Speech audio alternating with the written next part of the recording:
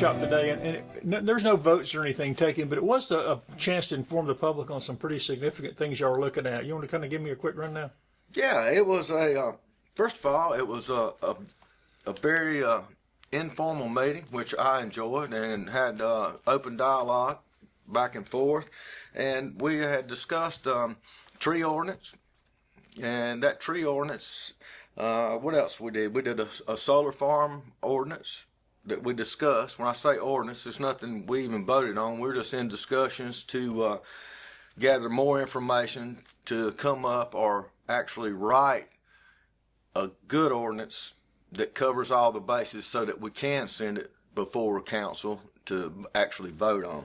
Discussing implementing a tree ordinance. This ordinance will, we're trying to determine now, the acreage, the size. It's not an ordinance, and when I first read it, it kind of caught me off guard. I'm like, a tree ordinance, if I want to go and cut down a oak tree that's hanging over my house, I got to go pull a permit to do it. But it's not that. It is the amount of acreage. And if a certain type trees down are brought down, that something else has to be put back.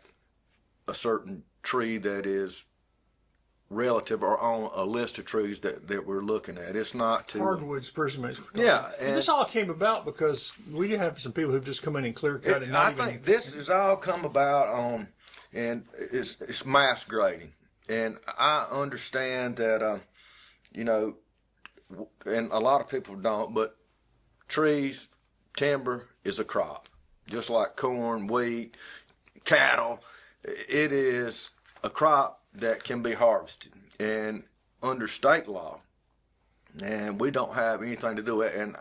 But when they do harvest the timber, they're not removing the stumps and other things, which keeps the soil tight.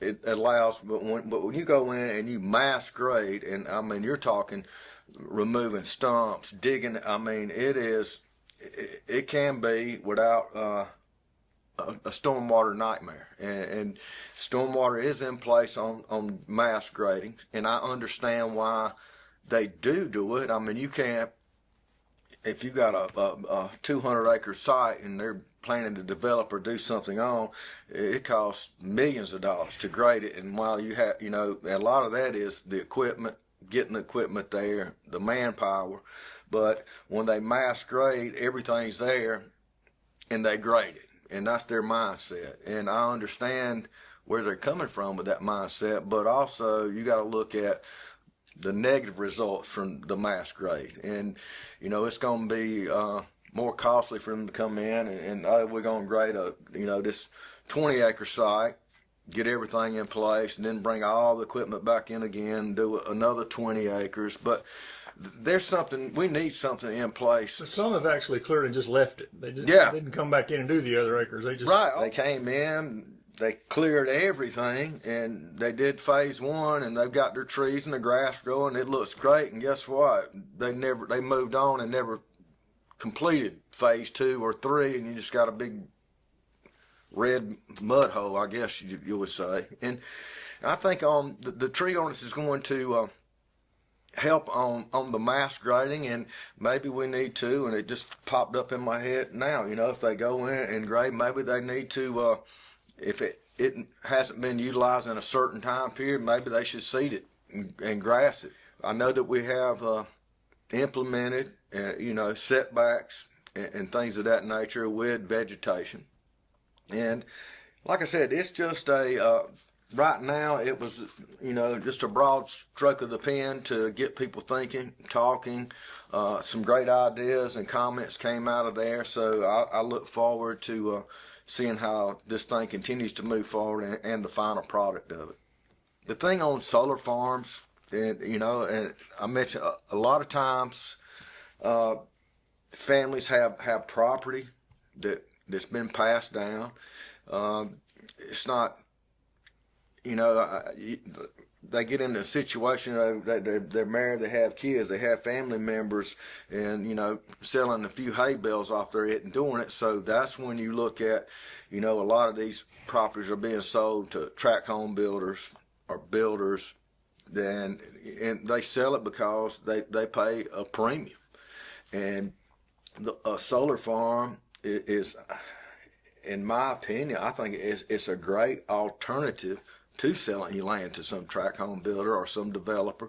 It allows them, they don't really sell their land, they lease their land, and they get paid. And I haven't seen the numbers, but I think it's some substantial figures over time on the power that is generated. So that way it allows the property owner to continue to own his property, to generate revenue and income off that property, and it can be passed down. You know, he's protected that land, and those solar farms, they're not going to be there forever, and that's part of the thing we were discussing. Okay, they lease their land, which is great. It's a clean source of energy. It helps produce power, and they, at the end of the road, what happens on the cleanup? What happens if the solar farm or the solar company that's selling that power to someone like Duke Energy bellies up, and the poor taxpayers of Anderson County is left to clean it up? Right now, we're looking at the problem from a today's standard for the long term. It's kind of like the textile mills. When they shut down here in Anderson County years ago, that stuff was worthless. You couldn't, I mean, you were throwing the stuff away. And then all of a sudden, you know, the salvageable value, it had zero salvageable value at that time, immediately. And they didn't think, but now all of a sudden, right soon after that, old textile equipment was gold. It made a lot of people in our county multi-millionaires. They sold it to Mexico, overseas, different countries. So who knows now?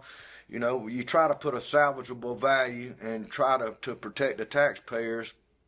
At today's standard, valuing it at nothing. It has zero value. But the flip side is that who knows what that value could be. And you and I were talking, you know, a company comes in, they sell in power, they depreciate that asset off, and they move on to the next thing. But I think someone was talking and said, you know, that it's producing, there was one that they salvaged off, and it's still producing 80%. And that 80% that's being produced can be used by a county, used by a property owner that can supply electricity to all his neighbors for free. So there is and there's no infrastructure cost to the county or additional cost to having to take care of it like a subdivision or manufacturing something. Right, and the, you know, and then we were discussing in there, you know, buffers, 2-layer buffers, fencing. The other thing that was discussed is okay, they come in, they're doing a solar farm, it's going through, the power goes through what's called an inverter, and then it's sold to Duke Energy, or they're purchasing that power. And if they do decide to switch to battery storage, which is lithium battery storage, that opens up, or they can't just switch over. You know, it has to come back, it has to be approved by, we have to determine it, whether it's council, the planning commission, whether, you know, it goes through development standard. I don't know. And that's why we met today, was to get these questions out there so that I guess us as council members can sit down, go back and break down or what we heard and what we saw, and then take notes and make notes. And then once we meet again, then we'll have we can kind of just keep moving to come up with a good product. Also, I think you mentioned the legal side can look at, you know, what we can and can't do legally. And you mentioned, and I think they're going to do it, meeting with some experts on solar and talking about. Yeah, you know, so you can kind of get all the answers that we, you know, I'm not a solar expert by any means, and I don't think anyone on council is, and it's kind of hard to ask questions without, you know, understanding the product. The questions we're asking as a council is, especially for me, I'm worried about Anderson County residents, my constituents. Whether I'm here or not, dead and gone, I don't want the taxpayers being liable for some project that I voted to approve or council voted to approve. That was the main thing for me. The other side of that is, we need, or I requested that someone from the solar side come in and educate us, and to ease I guess some of our fears. I mean, we worried about fire, we worry about the glare, I mean, that was brought up, but now the glare side on the panel thing, from the research I've done, it's not an issue anymore. Those panels they're anti-glare. They're designed to absorb light, not reflect it. That's how they make power from it, by absorbing the light. So, but I asked, that we had someone come in from the solar side, and then, I thought about that a minute, and then it is, I'm asking someone to come in that's wanting this, and they're going to sell me on the good side of it. So then I backed up and asked for someone from maybe Duke Energy on their commercial or solar side that understands both sides to come in and talk to council and explain to us, how it works. These are some of the issues or problems that we've seen in the past, or we haven't had any problems, or there is a fire concern with lithium batteries, or a salvage we side. don't have any of those in the right now. Yeah, and we don't have what they're not doing. But I just don't want to vote on something without having all the facts, and I don't want my facts coming from a council member, 2 or 3 seats down, just read it on Google. I mean, I want factual. Facebook. Yeah, Facebook. I want factual information. I want to get it from the source. I would like to talk to someone from the solar energy side, someone from the purchasing side and the seller side, like Duke. Just get all sides of the story and get all the information, and then that's how I like to make a decision. It might not be a decision that someone likes, but I try to look at all the implications of it, look at the legality side of it, the risk side that we're taking, or that we're stepping out there, the possibilities of litigation, plus the benefits versus the pros and cons, the benefits, and look at those benefits from, not a 1 year or today or 1 year or 2 year perspective, but to look at it, 5, 10 years. And it's easy to explain it when you have the information in front of you and you can sit down and talk to someone and they share the same factual information that you have. Now, it is hard to share it with 220,000 Anderson County residents, and I think that's probably the hardest part of this job. And the last thing y'all talked about was the opioid money distribution. Some of the opioid money that was through litigation on the opioid thing, that it comes down that I think Anderson County got some, everybody got it, but that money has to be spent a certain way. It's not like here's you a handful of money, go do what you want with it. Here's you a pot of money that has all these strings attached to it. And they have found a property that is in an area that would benefit from seeing something renovated, revitalized, and utilized. And there are very few inpatient beds for women in recovery. Yeah, it's for women in recovery, and there is, and a lot of people struggle, and addiction it's a disease, and those people they need the opportunities, and if this facility, which the opioid money pays for that, the county doesn't have, the taxpayer, we don't have, as taxpayers, we don't have 1 penny invested in this. And won't in the upkeep or anything else. We don't have anything. The only thing that we'll have invested is it'll be deeded or titled in Anderson County, or to Anderson County, and that is it. We don't have anything in renovation. I know Miss Wilson was brought up, who's going to pay for a sprinkler system, but no, we don't have anything to do with it other than it being titled in our name, and we lease it back to them. they handle everything. They staff it. They train their people. They pay for upfit if a window's broken, whatever. That's on them. But I think it is a good asset to help. I think it's a good way to spend the opioid money, and that it does have to be spent on getting people help and getting them in the right direction. And hey, man, if that thing happens and it changes one person's life, I mean, it's worth it. I mean, there's nothing better than seeing a success story. And that success story, when you're down as low as you can go and you benefit from help, and then you're contributing back to society now, and you feel good about yourself, you share that story, and you tend to want to help other people the same way. So I'm happy to see that, and I hope that when it comes up on council, I don't see any reason why council would not want to support a project of that nature. These kind of workshops, don't do them a lot, but these are just giving people a preview of what council's looking at. Like I said, nothing was voted on, but some of these things will show up eventually to get voted on once they've been hammered out, right? Yeah, and what I kind of look at it as kind of behind the scenes. It is, we don't just have an ordinance throw up there and they send it to you on Friday in a packet about this thick to read through everything. You go vote on it Tuesday. These ordinances and things, it's a process. And I think these meetings is just a small portion to let you see how that process is. And they're public meetings. I mean, we're not meeting in private. We don't have any. Everything's public. You hear people, but behind the scenes, kind of behind closed doors. No, everything we do is open. It's transparent. It's there. Now, whether you can want to take the time to find it, that's a different story. But I think this meeting here just kind of showed how, as a council, you sit there.